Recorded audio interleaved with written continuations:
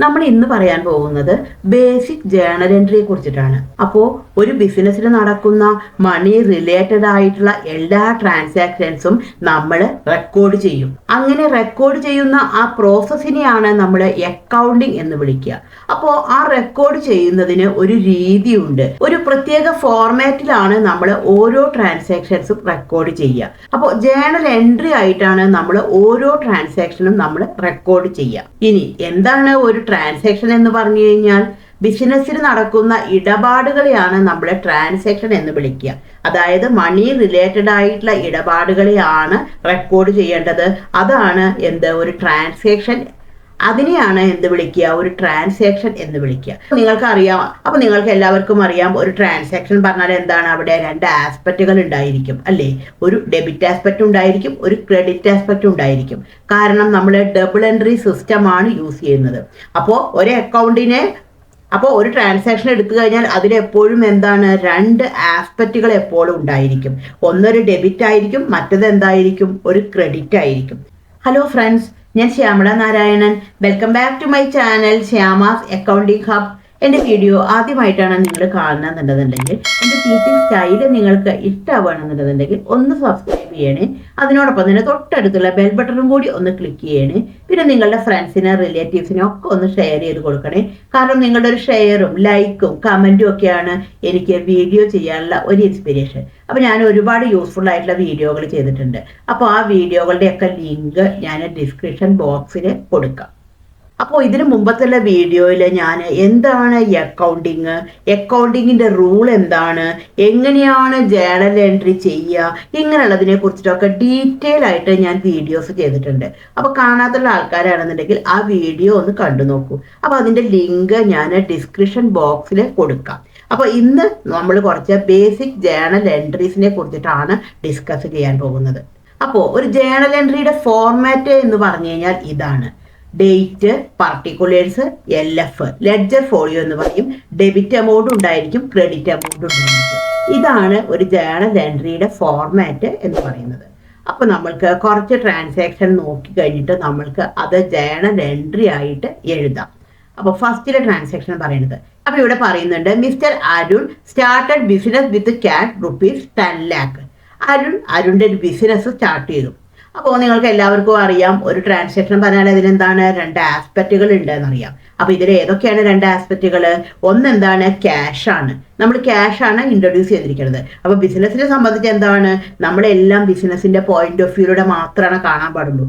ബിസിനസ്സിന് എന്ത് ഇഫക്റ്റ് ഉണ്ടായി എന്നുള്ളതാണ് നമ്മൾ നോക്കാൻ പാടുള്ളൂ. അപ്പോൾ ഈ ക്യാഷ് എന്താണ് ഉണ്ടായത്? ബിസിനസ്സിനെ സംബന്ധിച്ച് ക്യാഷ് ബിസിനസ്സിന്റെ ഉള്ളിലേക്ക് വന്നു. ഒപ്പം തന്നെ ബിസിനസ്സിന് ഒരു ബാധ്യത കൂടി വർദ്ധിച്ചു. ആരോട്? പ്രൊപ്പറേറ്റർ ആയ മിസ്റ്റർ അരുണിനോട് ഒരു ബാധ്യത കൂടി വർദ്ധിച്ചു. അപ്പോൾ അതിനെ നമ്മൾ ക്യാപിറ്റൽ എന്നാണ് വിളിക്കുക. അപ്പോൾ ക്യാഷ് ബിസിനസ്സിന്റെ ഉള്ളിലേക്ക് വന്നു. ഒപ്പം തന്നെ ബിസിനസ്സിന് ഓണറോടുള്ള ഒരു ബാധ്യത അവിടെ വർദ്ധിച്ചു. നെക്സ്റ്റ് എന്താണെന്നുള്ളത് നോക്കാം. Depreciation on machinery at 10% on ₹5 lakh. Depreciation depreciation എന്ന് പറഞ്ഞാൽ തേയ്മാനമാണ്. ഒരു അസറ്റ് നമ്മൾ വാങ്ങിച്ചു കഴിഞ്ഞു കഴിഞ്ഞാൽ അതിന് ഓരോ വർഷവും വില ഇടിഞ്ഞുകൊണ്ടിരിക്കും. അപ്പോൾ പല കാരണങ്ങൾ കൊണ്ടും അതിൻ്റെ തേയ്മാനം വരിക, തുരുമ്പ്, അതേപോലെ തന്നെ പഴക്കം, ഇതുകൊണ്ടൊക്കെ ആ അസറ്റിന്റെ വാല്യൂ ഡിക്രീസ് ചെയ്തുകൊണ്ടിരിക്കും. അപ്പോൾ ഡിപ്രീസിയേഷൻ എന്തായിട്ടാണ് ട്രീറ്റ് ചെയ്യുക? ഒരു ചെലവായിട്ടാണ്, ബിസിനസിന്റെ ഒരു ചെലവായിട്ടാണ് ട്രീറ്റ് ചെയ്യുക. അതുകൊണ്ട് അത് പ്രോഫിറ്റ് ആൻഡ് ലോസ് അക്കൗണ്ടിലെ ഇൻഡയറക്റ്റ് എക്സ്പെൻസ് ആയിട്ട് ട്രീറ്റ് ചെയ്യണം. മെഷീനറി ഒരു അസറ്റാണ്. ആ അസറ്റിന്റെ വാല്യൂ കുറഞ്ഞുകൊണ്ടിരിക്കും. അപ്പോൾ അസറ്റ് ഉണ്ടായത്? ഡിക്രീസ് ചെയ്തു. അപ്പോൾ അസറ്റ് ഡിക്രീസ് ചെയ്താൽ എന്താണ് ചെയ്യേണ്ടത്? ക്രെഡിറ്റ് ചെയ്യാണ് ചെയ്യേണ്ടത്. അപ്പോൾ ഡിപ്രീസിയേഷൻ അക്കൗണ്ട് ഡെറ്റർ ഡെബിറ്റിൽ എമൗണ്ട് കാണിച്ചു, ടു മെഷീനറി ക്രെഡിറ്റിൽ എമൗണ്ട് കാണിച്ചു. അപ്പോൾ ഇനി വരുന്ന വീഡിയോകളിൽ ഈ ഡിപ്രീസിയേഷനെ കുറിച്ചിട്ട് ഡീറ്റെയിൽ ആയിട്ട് ഒരു വീഡിയോ ചെയ്യാം. നെക്സ്റ്റ് പറഞ്ഞിരിക്കുന്നത്, പർച്ചേസ്ഡ് ഗുഡ് ഫോർ ക്യാഷ് ₹5,000. അപ്പോൾ ഇതിൽ ആദ്യം രണ്ട് ആസ്പെക്റ്റുകൾ കണ്ടെത്തണം. ഏതൊക്കെയാണ് രണ്ട് ആസ്പെക്റ്റുകൾ? ഒന്ന് പർച്ചേസ് ആണ്. ഇവിടെ പർച്ചേസ് ഗുഡ്സ് എന്ന് പറഞ്ഞു കഴിഞ്ഞിട്ടുണ്ടെങ്കിൽ, ഗുഡ്സ് എന്ന് പറഞ്ഞാൽ എന്താണ്? Goods are those which are used only for resale.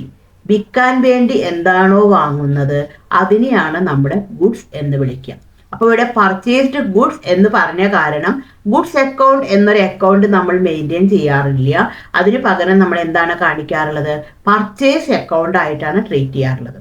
അതേപോലെ സോൾഡ് ഗുഡ്സ് എന്ന് പറഞ്ഞു കഴിഞ്ഞാലും എന്തായിട്ടാണ് ട്രീറ്റ് ചെയ്യുക? സെയിൽസ് അക്കൗണ്ട് ആയിട്ടാണ് ട്രീറ്റ് ചെയ്യുക. അപ്പൊ ഇവിടെ പർച്ചേസ് എക്സ്പെൻസ് ആണ്. എക്സ്പെൻസ് എന്താണ്? ഇൻക്രീസ് ചെയ്തു.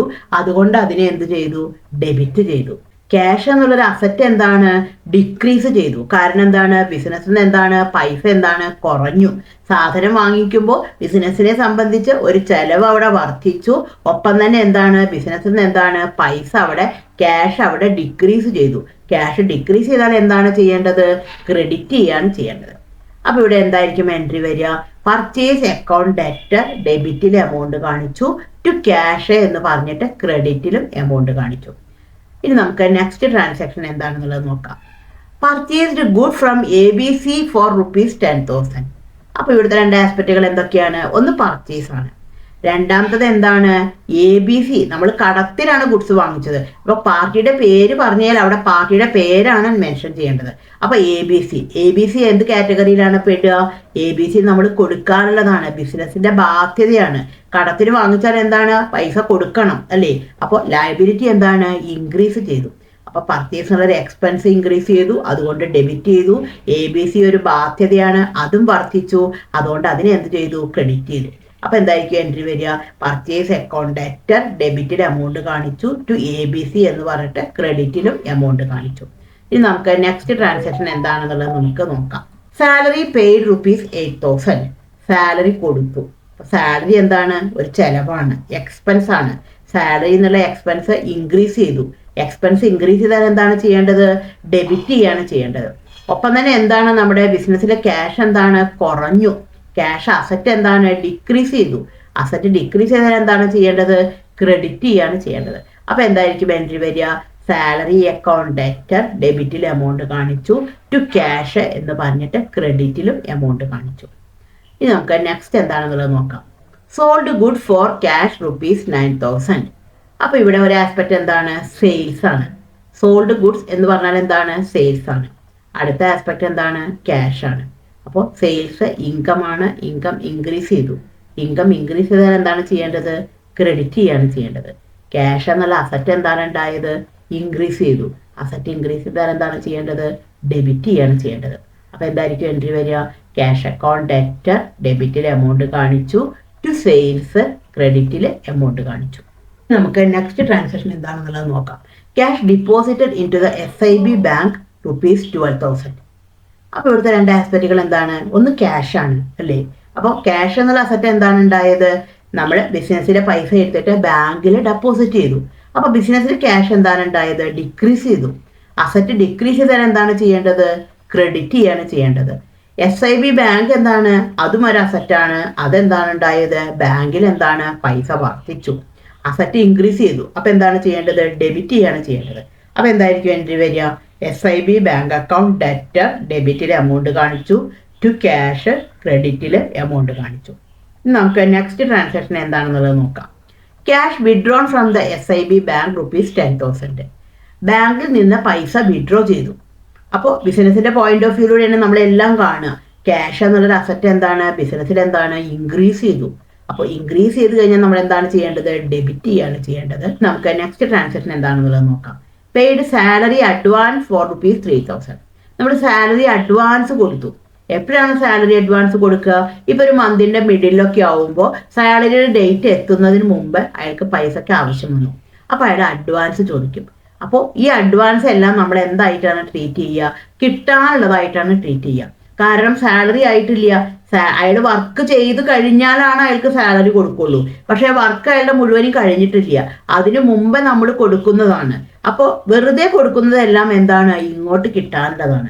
അപ്പൊ ഈ സാലറി അഡ്വാൻസ് ഒക്കെ എന്തായിട്ടാണ് ട്രീറ്റ് ചെയ്യുക? കിട്ടാനുള്ളതായിട്ടാണ് ട്രീറ്റ് ചെയ്യുക, അസറ്റ് ആയിട്ടാണ് ട്രീറ്റ് ചെയ്യുക. അപ്പൊ സാലറി അഡ്വാൻസ് എന്താണ് ഉണ്ടായത്? ഇൻക്രീസ് ചെയ്തു.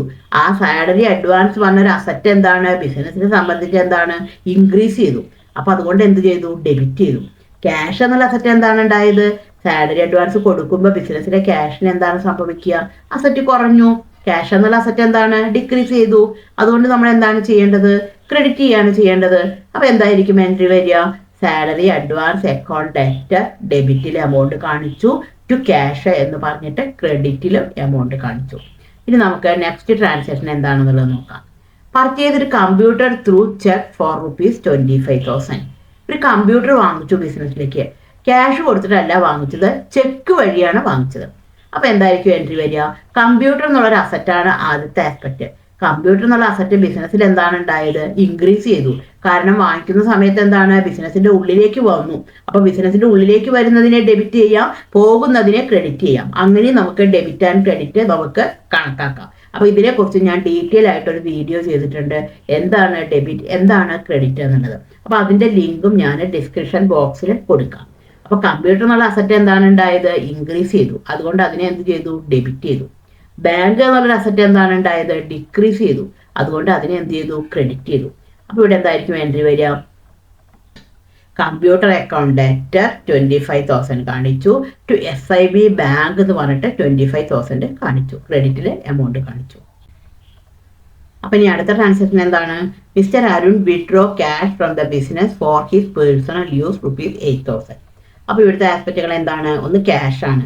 ക്യാഷ് എന്നുള്ള അസറ്റ് എന്താണ് ഉണ്ടായത്? ഡിക്രീസ് ചെയ്തു. അസറ്റ് ഡിക്രീസ് ചെയ്താൽ എന്താണ് ചെയ്യേണ്ടത്? ക്രെഡിറ്റ് ചെയ്യാണ് ചെയ്യേണ്ടത്. അടുത്തത് എന്താണ്? ഡ്രോയിങ്സ്. പേഴ്സണൽ ആവശ്യത്തിന് വേണ്ടിയിട്ട് വിഡ്രോ ചെയ്യുന്ന അക്കൗണ്ടിനെ പറയുന്നതാണ് ഡ്രോയിങ്സ് എന്നാണ് പറയുക. അപ്പോൾ ഡ്രോയിങ്സ് ഉള്ള അസറ്റ് അവിടെ എന്താണ് ഉണ്ടായത്? ഇൻക്രീസ് ചെയ്തു. അതായത് ബിസിനസ്സിലേക്ക് എന്താണ് കിട്ടാനുള്ളതാണ്. അപ്പൊ കിട്ടാനുള്ളതെല്ലാം അസറ്റായിട്ടാണ് ട്രീറ്റ് ചെയ്യുക. ആ അസറ്റ് എന്താണ് ഉണ്ടായത്? ഇൻക്രീസ് ചെയ്യാണ് ചെയ്തത്. അപ്പോൾ ഇവിടെ ക്യാഷ് എന്നുള്ള അസറ്റ് എന്താണ്? ഡിക്രീസ് ചെയ്തു. അതുകൊണ്ട് എന്ത് ചെയ്തു? അതിനെ ക്രെഡിറ്റ് ചെയ്തു. കാരണം ബിസിനസ്സിന്റെ ക്യാഷ് കുറഞ്ഞു. അടുത്തത് എന്താണ്? ഡ്രോയിങ്സ് ആണ്. ഡ്രോയിങ്സ് എന്നുള്ള അസറ്റ് എന്താണ് ഉണ്ടായത്? ഇൻക്രീസ് ചെയ്തു. അപ്പൊ എന്ത് ചെയ്തു? ഡെബിറ്റ് ചെയ്തു. അതായത് ബിസിനസ്സിലേക്ക് കിട്ടാനുള്ളതാണ്. അപ്പൊ കിട്ടാനുള്ളതെല്ലാം എന്താണ്? അസറ്റ് ആയിട്ടാണ് ട്രീറ്റ് ചെയ്യുക. അതുകൊണ്ട് അതിനെ എന്ത് ചെയ്തു? ഇൻക്രീസ് ആയി. അപ്പൊ ഡെബിറ്റ് ചെയ്തു. അപ്പൊ എന്തായിരിക്കും എൻട്രി വരിക? Drawings account debtor to cash 8,000. ഈ വീഡിയോ നിങ്ങൾക്ക് യൂസ്ഫുൾ ആയി എന്ന് തന്നെ ഞാൻ വിചാരിക്കുന്നു. Thank you for watching.